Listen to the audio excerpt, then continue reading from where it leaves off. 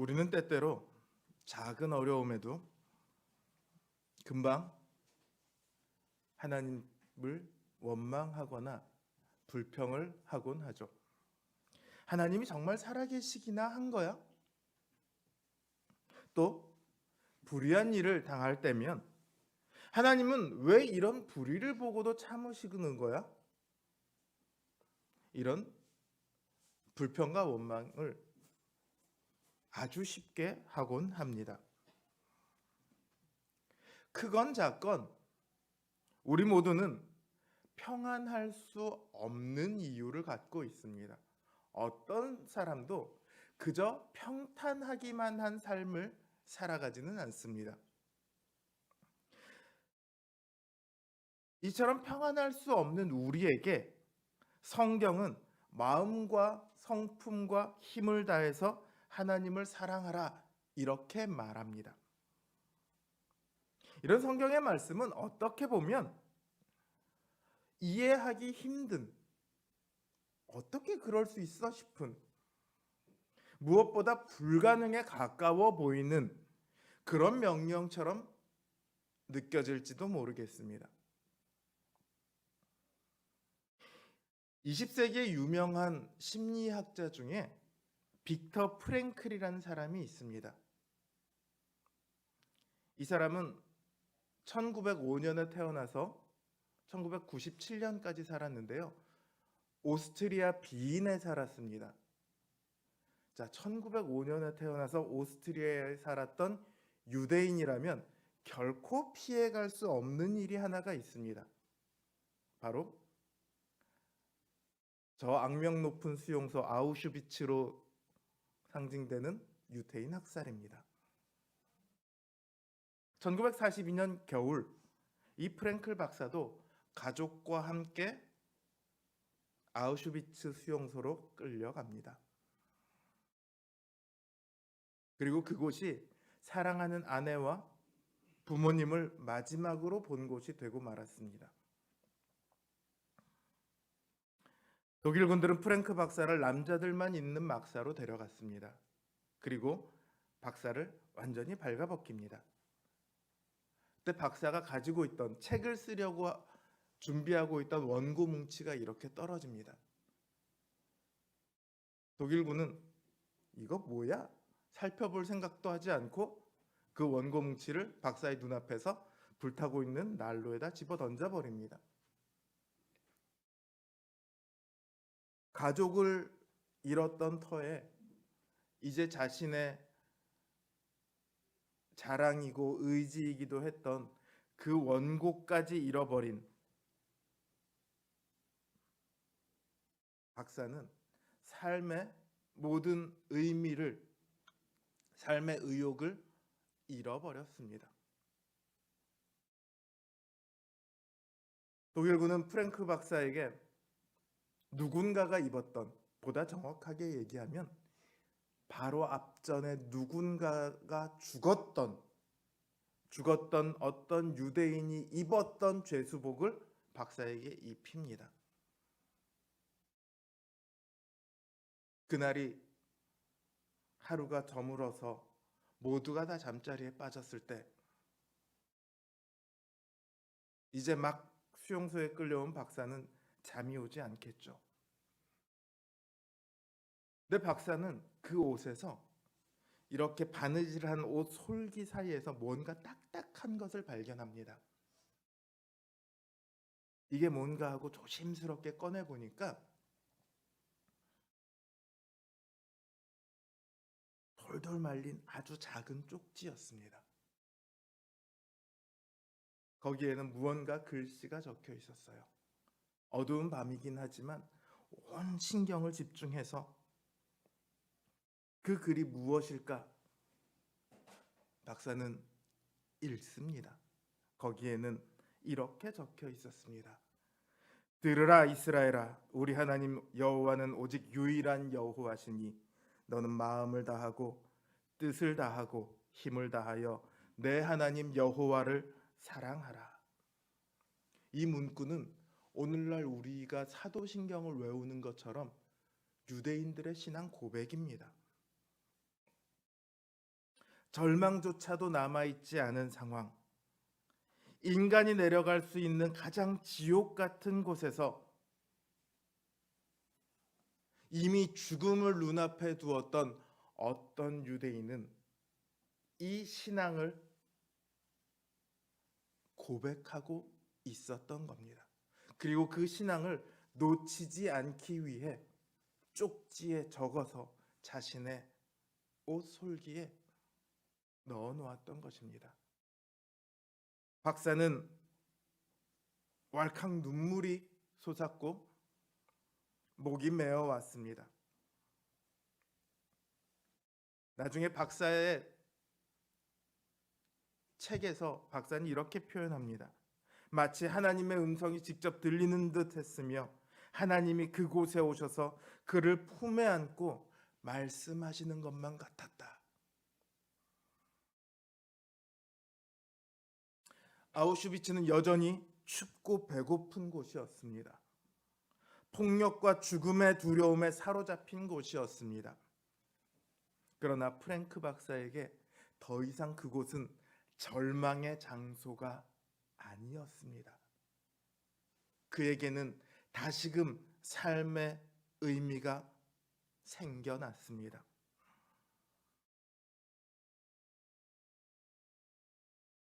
이후 그곳에서 프랭클 박사는 사람들을 살펴봅니다. 삶의 의미를 찾은 사람과 그렇지 못한 사람들 사이에 나타나는 극명한 차이를 그곳에서 발견하게 됩니다. 그리고 그곳에서 풀려나고 난 이후에 의미 치유라는 심리학의 새로운 한 갈래를 프랭클 박사가 만들어 내게 됩니다. 하나님께서 너희는 어떠한 상황에 있을지라도 힘을 다하고 마음을 다하고 성품을 다하고 힘을 다하여 나를 사랑하라 이렇게 말씀하신 것은 우리를 괴롭히시기 위해서가 아닙니다. 불가능에 가까운 미션을 주고 실패하는 것을 보며 즐기시는 그런 가학적인 취미를 갖고 계시지 않습니다. 오히려 어떤 상황 속에서도 우리가 살 수 있는 그런 길을 하나님께서는 이 명령을 통해서 제시하고 계십니다. 그게 바로 오늘의 본문입니다. 오늘 본문은 아까도 얘기했듯이 이스라엘의 신앙 고백이요, 하나님께서 언약 백성인 이스라엘에게 요구하시는 가장 핵심입니다. 이스라엘아 들으라. 우리 하나님 여호와는 오직 하나인 여호와시니 너는 마음을 다하고 성품을 다하고 힘을 다하여 내 하나님 여호와를 사랑하라.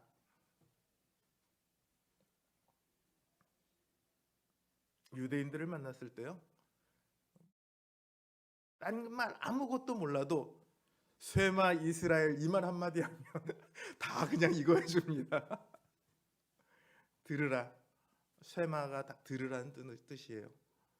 쇠마 이 한마디면 다 굉장히 친분을 만들어낼 수 있습니다. 근데 이 말씀은 하나님께서 이스라엘 백성들에게 하시는 단순한 요구사항이 아닙니다.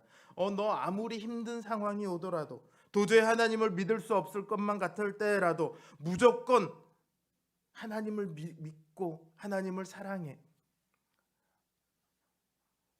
만약에 우리가 그럴 수만 있다면 그것은 더할 나위 없이 좋은 일이겠죠. 그만큼 믿음이 굳건하다는 뜻이니까요. 하지만 이스라엘도 그렇고 우리도 그렇고 그건 결코 쉬운 일이 아니죠. 솔직히 말해서 저는요, 마음을 다하고 성품을 다하고 힘을 다해 하나님만을 사랑하라, 이것이 도저히 불가능하다라고 생각하는 사람입니다. 제가 아주 평안할 때라면, 그래도 약간은 그 말씀에 순종할 수 있을지도 모르겠습니다. 하지만 무언가 내가 힘이 들고 지치고 무너져 있을 때라면 아주 잠깐조차도 하나님을 사랑하는 일은 결코 쉽지 않을 것 같습니다. 그런 우리에게 있어서 이 말씀은 어쩌면 절망의 장벽처럼 그렇게 느껴질 수도 있습니다. 그러나 앞에서도 말한 것처럼 하나님께서 이 말씀을 주신 것은 단순히 하나님을 사랑하라 그 명령 이상의 의미가 담겨 있습니다.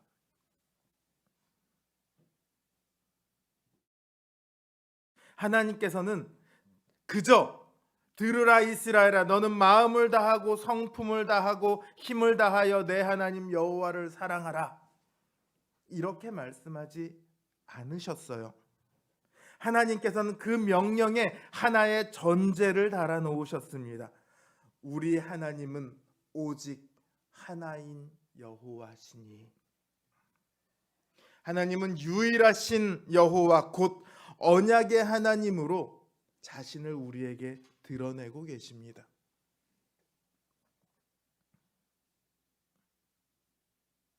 우리와 언약을 맺으셨다는 거예요. 내가 너희와 언약을 맺었으니 그러므로 너희는 마음을 다하고 성품을 다하고 힘을 다하여 나를 사랑하라. 하나님은 이렇게 말씀하고 계십니다. 이 언약은 은혜의 언약입니다.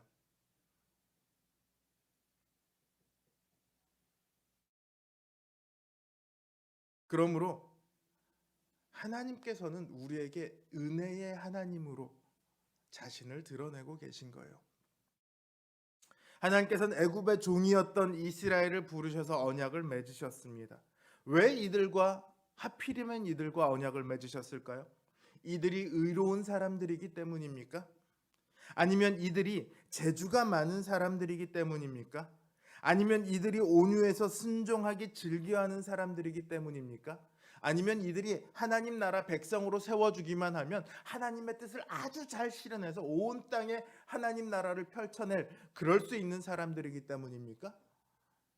아닙니다. 이들에게는 어떠한 자격도 없습니다.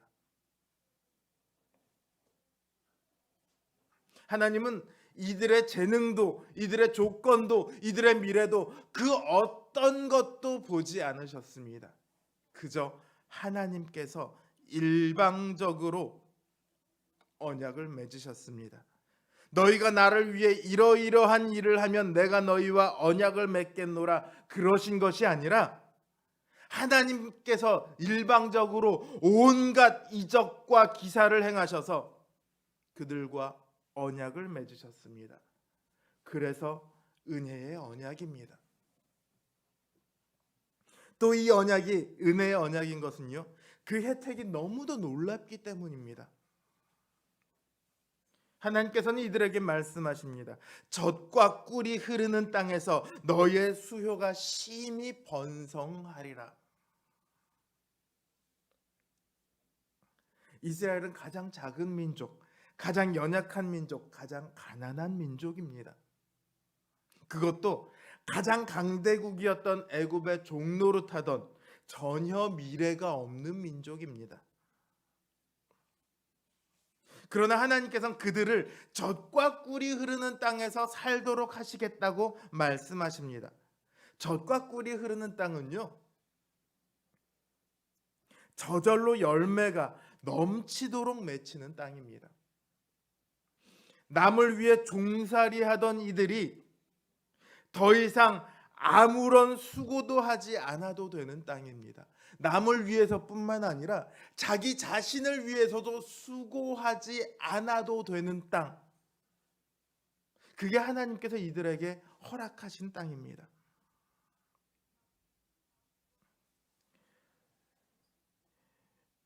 요즘 친구들이 건물주를 소위 간물주라고 부릅니다.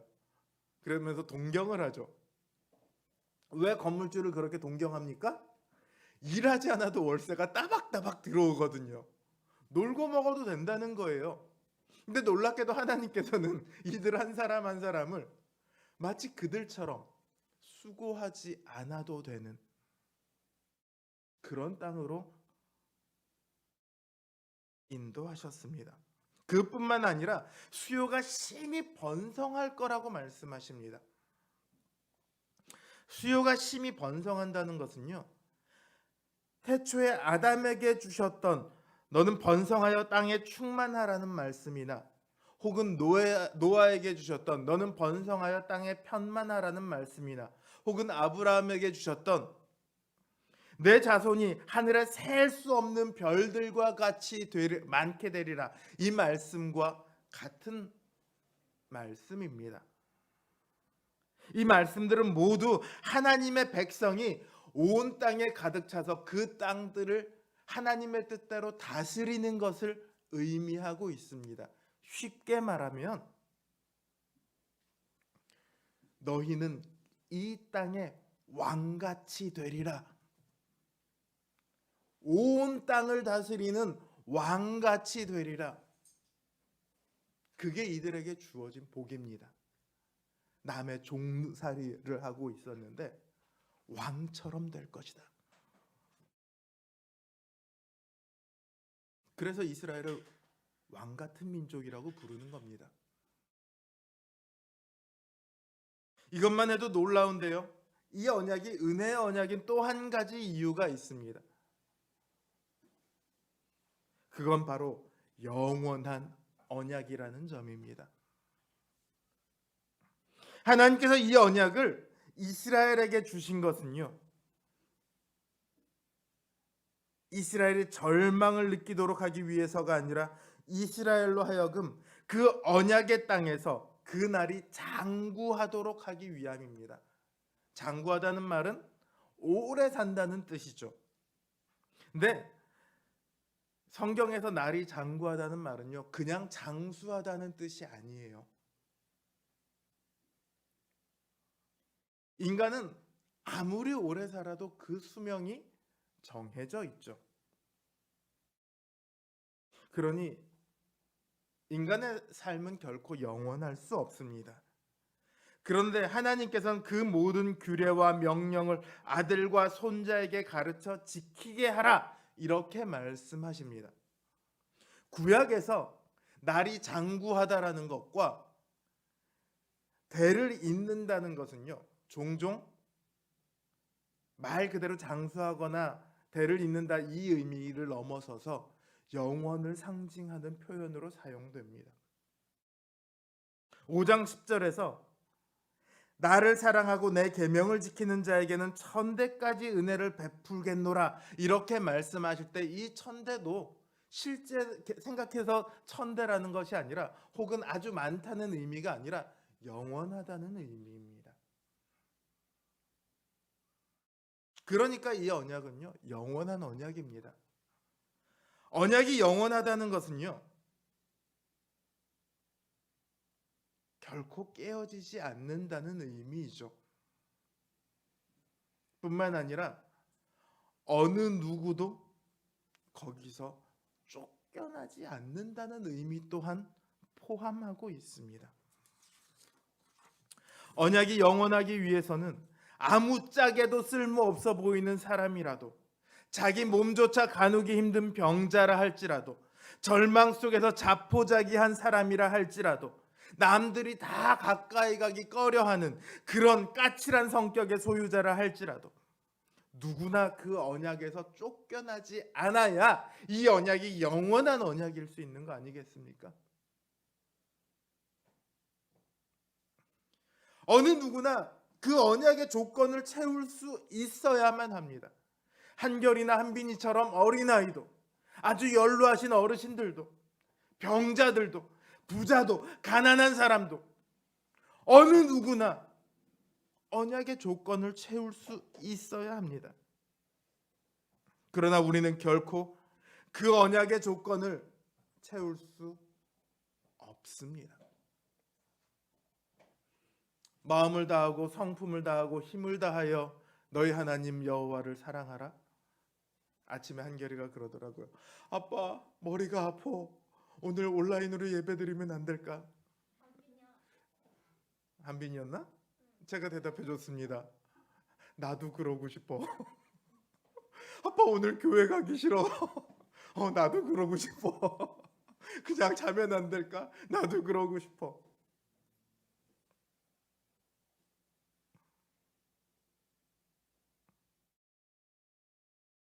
솔직히 말하자고요. 하나님 앞에서 우리들에게는 위선이 필요가 없습니다.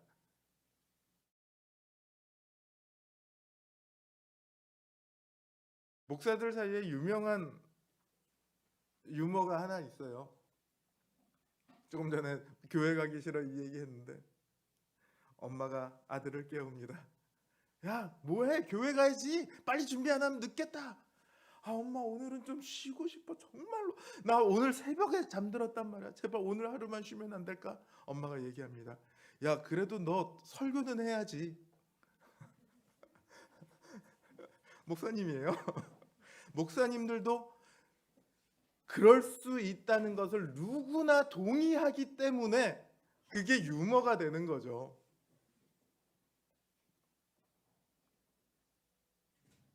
우리는요, 심지어 목사라 할지라도요, 결코 그 언약의 조건을 채울 수 없습니다. 그래서 우리 주님 예수 그리스도께서 우리를 대신해서 그 언약의 조건을 모두 채우셨습니다.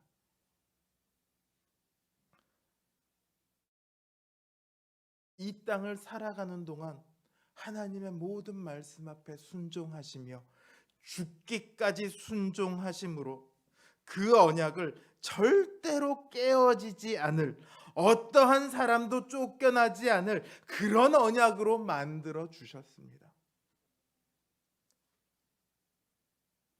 예수 그리스도를 통해 우리는 그 순종의 요구를 비록 다 따르지 못할지라도 이 언약에서 쫓겨나지 않고 영원한 언약 안에 거하게 되는 겁니다.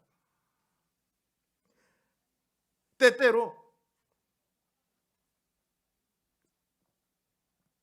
우리의 믿음이 정말로 파산의 상태에 이를 때도 하나님 도대체 뭐 하고 계십니까? 하나님을 향한 원망이 내 마음을 온통 사로잡으며 하나님을 향해 분노하고 싶을 그때에도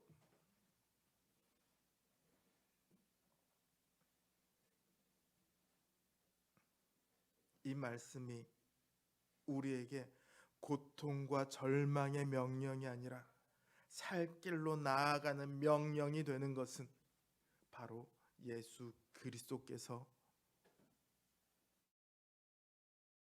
우리의 언약의 머리가 되셨기 때문입니다. 믿음이 온전치 못한 자라 할지라도 때로는 파산에 가깝게 믿음이 무너져서 온통 절망만 남았다 할지라도 예수 그리스도를 향해 나아가 울부짖을 때, 하나님의 이름을 간절히 부를 때 하나님은 여호와의 이름으로 우리에게 나아오십니다. 그리스도의 이름으로 우리에게 다가오십니다. 그래서 우리의 지친 마음을 붙들어 주십니다. 우리 하나님은 상한 갈대도 꺾지 않으시며 꺼져가는 등불을 끄지 않으시는 하나님이십니다. 살려달라고 다가오는 모든 사람의 꺾어진 마음을 다시 회복시키시며 꺼져가는 영혼의 불을 다시금 활활 타오르게 하십니다. 많은 분들이 묻습니다. 목사님, 제 신앙이 지금 슬럼프 상태인 것 같아요. 어떻게 해야지 될지 모르겠어요. 어떻게 해야 내가 하나님께 다시금 나아갈 수 있을까요?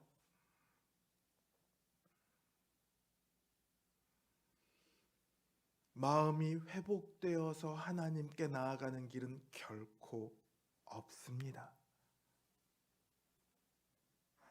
그거는 복음을 제대로 이해하지 못한 거예요.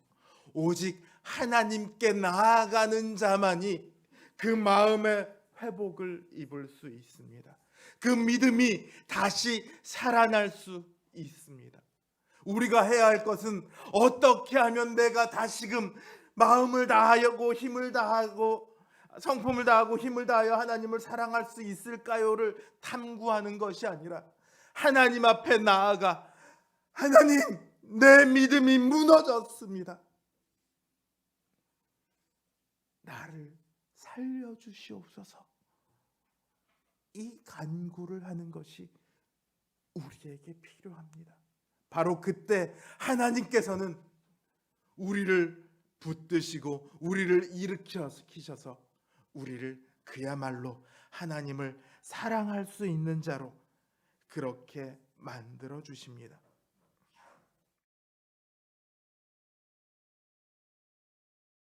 하나님은 우리를 살리시는 하나님입니다. 그러하기에 우리는 마음과 성품과 힘을 다해서 더욱더 하나님께 나아가야 합니다. 우리의 사랑이 온전치 못할지라도 때때로 엇나갈지라도 그래도 우리가 하나님 앞에 나아가 하나님을 사랑해야 하는 것은 거기에 우리의 영원한 생명이 있기 때문입니다.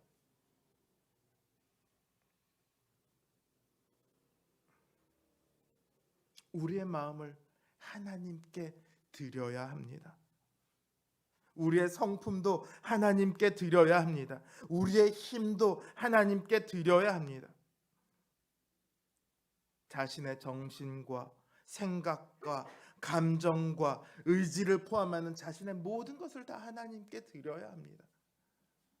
언약의 백성들이 하나님을 기쁘시게 하는 방법일 뿐만 아니라 자기 자신이 살아가는 방법입니다. 자신의 모든 것을 하나님께 드린다고 했습니다. 그러면 당연히 자신의 소유도 포함되지 않겠습니까? 실제로 유대교의 번역들은요, 이 힘을 다해라는 번역을 어떻게 번역을 해놨냐면 자신의 물질을 다해 혹은 자신의 소유를 다해 이렇게 번역을 해놨어요.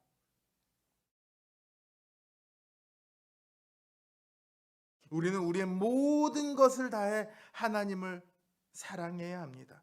주님께서 우리를 사랑하신 것처럼 우리의 생명까지도 그 사랑을 내어드리기까지 사랑해야 합니다. 잘 안 돼도 괜찮습니다.